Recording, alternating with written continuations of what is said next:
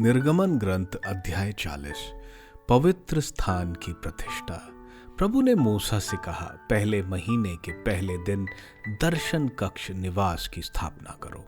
उसमें विधान की मंजूषा रखो और उसके सामने अंतरपट लटकाओ। उसके सामने मेज और उसका सारा सामान सजा कर रखो। उसके बाद दीप वृक्ष और उसके दीपक। विधान की मंजूषा के सामने सोने की धूप वेदी रखो और निवास के द्वार पर पर्दा लगवाओ। निवास के प्रवेश द्वार दर्शन कक्ष के सामने बलि वेदी रखो। दर्शन कक्ष और वेदी के बीच चिलमची रखो और उसे जल से भर दो। चारों ओर का आंगन तैयार करो और उसके प्रवेश द्वार पर पर्दा लगाओ। फिर अभियंजन के तेल से निवास और उसकी सारी वस्तुओं का विलेपन और अभिषेक करो, जिससे वह पवित्र हो जाए। इसी प्रकार बलिवेदी और उसके सारे सामान का भी विलेपन करो, जिससे वह परम पवित्र हो जाए। चिलमची और उसकी चौकी और का भी विलेपन और अभिषेक करो। तब हारून और उसके पुत्रों का दर्शन कक्ष के द्वार पर बुलाओ और उन्हें जल से नहलाओ। हारून को पवित्र वस्त्र पहनाओ, उसका अभियंजन करो और मेरे पुरोहित के रूप में उसका अभिषेक करो। उसके पुत्रों को बुलाओ और उन्हें कुर्ते पहनाओ और उनके पिता की तरह पुरोहित के रूप में उनका अभियंजन करो। उनका यह अभियंजन पीढ़ी दर पीढ़ी सदा के लिए उन्हें याजक का पद प्रदान करेगा।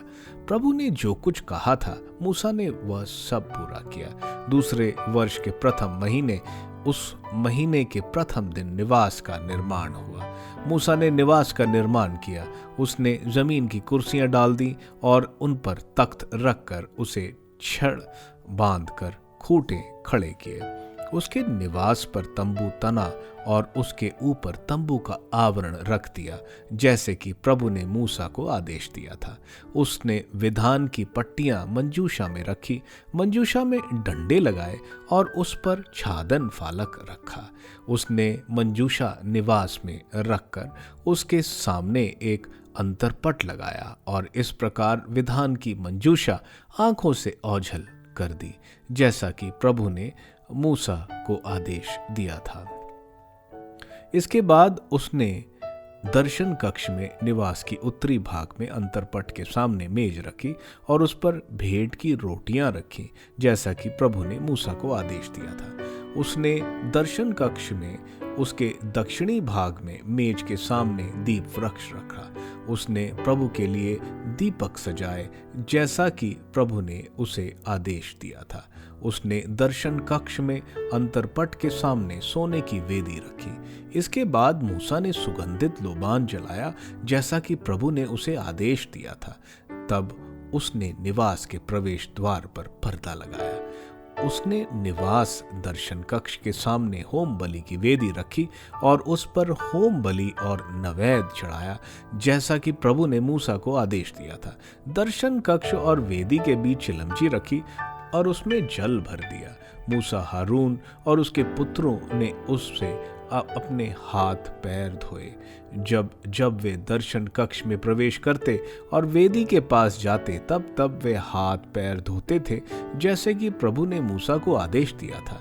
निवास और वेदी के चारों ओर आंगन लगाया गया और आंगन के द्वार पर पर्दा। इस प्रकार मूसा का काम समाप्त हो गया। निवास स्थान पर ईश्वर की महिमा। तब एक बादल ने दर्शन कक्ष को ढक लिया और प्रभु की महिमा निवास में भर गई। मूसा तंबू में प्रवेश नहीं कर सका, क्योंकि बादल उसे छाया रहता था और निवास प्रभु की महिमा से भर गया था। समस्त यात्रा के समय इज़राइली तभी आगे बढ़ते थे जब बादल निवास पर से उठकर दूर हो जाता था। जब बादल नहीं उठता तो वे प्रतीक्षा करते रहते। उनकी समस्त यात्रा के समय प्रभु का बादल दिन में निवास के ऊपर छाया रहता था, परंतु रात को बादल में आग दिखाई पड़ती, जिससे सभी इज़राइली देख सकते थे।